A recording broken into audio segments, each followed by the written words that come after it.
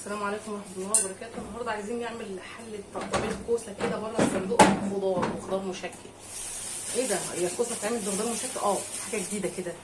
انا حطيت معلقه سمنه وعندي بصله مفرومه هنزل بيها كده واروح نازله بيها كده في الكوسه الرمانه عشان اعمل حله خضار بالكوسه مشكله غير اللي احنا معتادين عليها.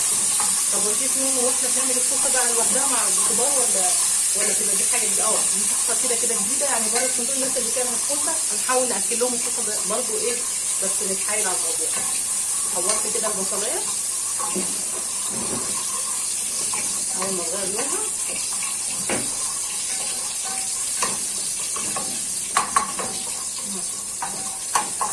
احلى حاجه في الطبخ هي الالمونيا دي.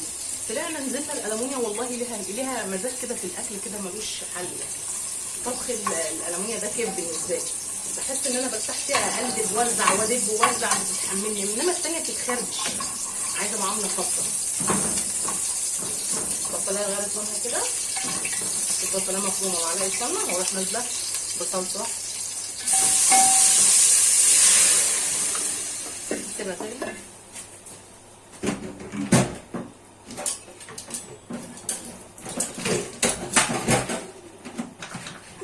سيكه ميه كده عشان اخد الصلصه وادي الصلصه دي غلوه مع البصلايه، وبعد كده نشوف هنعمل ايه في الكوسه.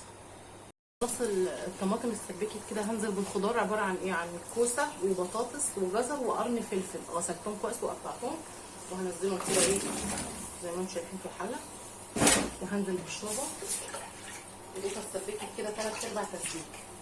هنزل بالشوربه كده معايا، وبعد كده هظبط الشوربه لان لسه هتاخد غلوتين 3 هتستوي، وبعد كده نشوف هنعمل ايه في الاخر بعد ما ما نسبك ما تستوي الخضار اللي هو الكوسه والبطاطس والجزر وقرن الفلفل اهو زي ما انتم شايفين اهو في قلب الخضار. بعد كده هنزل معلقه ملح وفلفل اسمر اهو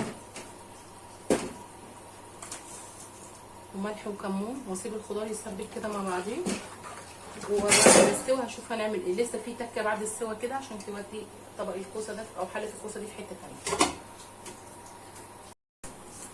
نسيت اهم حاجه اقولها لكم في الموضوع، هي معلقه السكر قوي عشان الحموضه في الطبيخ. معلقه سكر اهي زي ما انتم شايفين اهي، نحطها برده في الخضار وهرجع بعد ما يستوي. بس خلاص بقى كده كله استوى مع بعضيه، الكوسه مع البطاطس مع الجزر وكانت غلوتها وتمام التمام.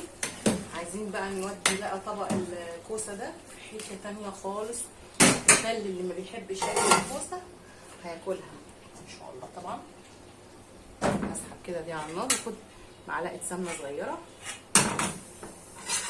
كده واحطها على النار دي واحده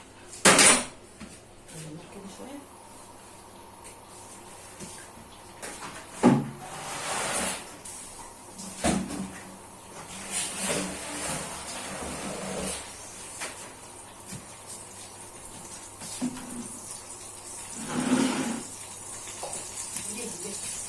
ليه خلاص كده معلقه سمنه على النار يا جماعه شايفين. وبعد كده بحط بقى شويه ثوم مفرومين كده، حبه ثوم مفروم كده زي ما انتم شايفين كده، بنزل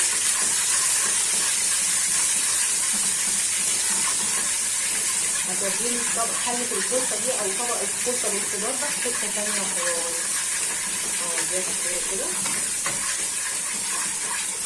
وريحه طعم جميل. شويه كزبره، معلقه كزبره،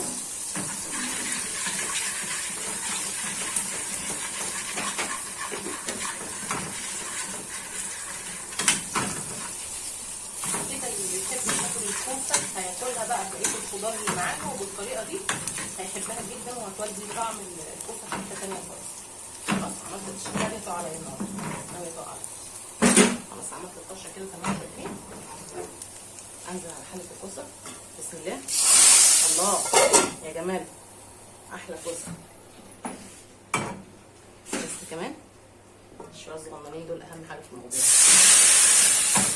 الله الله.